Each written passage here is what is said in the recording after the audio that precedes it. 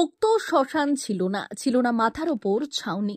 প্রশাসনের উদ্যোগে নির্মিত শ্মশান চুল্লির উদ্বোধন হলো শনিবার। হয়েছে সব যাত্রীদের জন্য ছাউনি। উদ্বোধন করেন বিধায়ক সূর্যকান্ত অট্ট। খুশি এলাকার মানুষজন। তবে স্থানীয়দের বক্তব্য, এলাকায় বৈদ্যুতিক চুল্লির প্রয়োজন ছিল। এদিন শ্মশান চুল্লি ও ছাউনির উদ্বোধনের পর বিধায়ক জানালেন, এলাকার সৌন্দর্যায়নে আরও কাজ হবে। বেলদাতে দুটি শ্মশান চুল্লির দাবি আছে। বেলদাতে বহু অবাঙালি মানুষ বসবাস করেন, তাদের জন্য নেই পৃথক কোনো শ্মশান। সেই বিষয়েও পদক্ষেপ হবে বলে জানিয়েছেন বিধায়ক। 2024 থেকে 25 অর্থবর্ষে বিধায়ক তহবিল থেকে অর্থ ব্যয়ে ও নারায়ণগড় পঞ্চায়েত সমিতির রূপায়ণে গড়ে উঠেছে শ্মশান চুল্লি।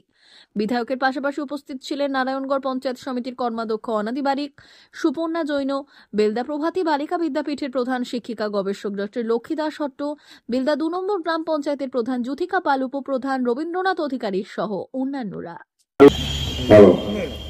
সভা কিছুজন উপস্থিত থেকে আমরা উদ্বোধনটা বিধায়ক তহবিল বা বিধায়কের তত্ত্বাবধানে নানান আমার একদম 80 দশক থেকে বেলদাতে রাজনৈতিক ভাবে এত বড় জায়গাতে আমার পৌঁছানো সম্ভব হয়েছে। নির্দিষ্ট তার জায়গা নির্ধারণ করে তার সমাধান করা। বেলদা মানুষের আরেকটি জ্বলন্ত সমস্যা বেলদা নয়, আমাদের এই মহকুমার 4-5টা ব্লকের মানুষের সমস্যা।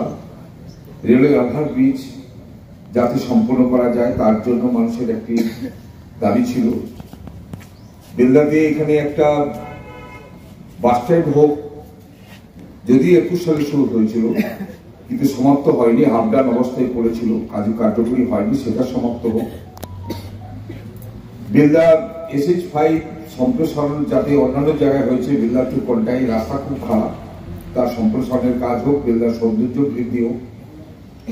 বেলদা শ্মশানে এখানে প্রায় মিনিমাম 25,000 মানুষ বসবাস করে। যদিও আমাদের নানান জায়গায় আমাদের শ্মশান রয়েছে, কিন্তু গুরুত্বপূর্ণ একটি শ্মশান আমাদের এই বেলদাতে, এই শ্মশানটাকে সংস্কার পর্যায়ে নিয়ে যাওয়া, একটা নতুন সেট তৈরি করা।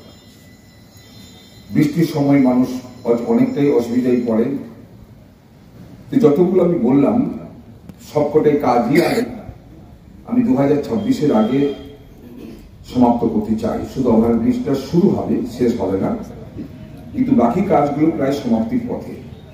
অডিটোরিয়াম সমাপ্তি হয়েছে, স্টেডিয়ামের কাজ আমি আজকে সকালেও ভিজিট করেছি, দ্রুততার সঙ্গে কাজ চলছে। সেন্ট্রাল বাস স্ট্যান্ড যেটা রয়েছে, যেটা শুধুমাত্র SBST বাস স্ট্যান্ড ছিল, সেটাকে সার্বিকভাবে বাস স্ট্যান্ড করার জন্য আবার 1 কোটি টাকা স্যাংশন হয়েছে।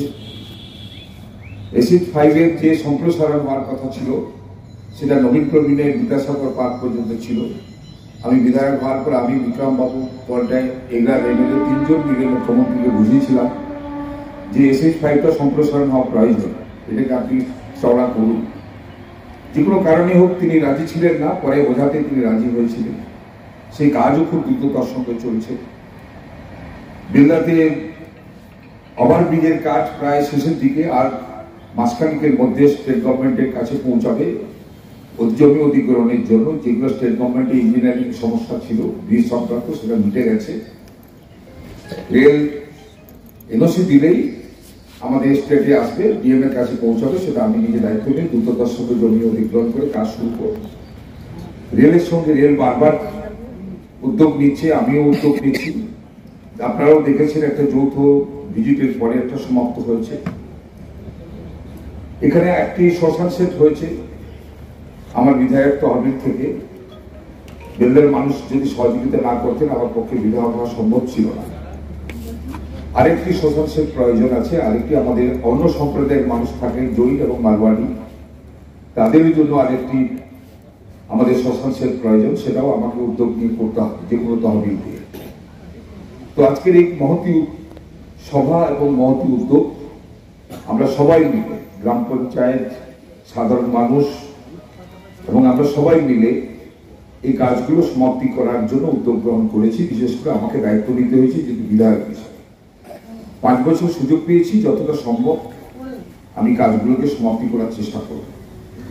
আজকে যারা সবাই এসছেন, আমরা সবাই মানুষের সহযোগিতা, মানুষের আশীর্বাদ হয়েছে বলেই কেউ প্রধান এসছেন, কেউ পঞ্চায়েত সমিতি থেকে এসছেন, কেউ কর্মাধ্যক্ষ এসছেন, কেউ পঞ্চায়েত মেম্বার এসছেন, মানুষের অনেক আস্থা, মানুষের অনেক বিশ্বাস যে সরকার পক্ষের এই মানুষজন ক্ষমতায় আছেন, তারা নিশ্চিতভাবে কিছু একটা করবেন, সেই আশা আকাঙ্ক্ষা নিয়ে আছেন। আমি সবাইকে অনুরোধ করব, আপনারা আপনাদের নির্দিষ্ট জায়গাতে মানুষের যে দাবিগুলো, মানুষের যে কথা, সেগুলোকে যাতে আমরা সঠিকভাবে মূল্য দিই, মর্যাদা দিই।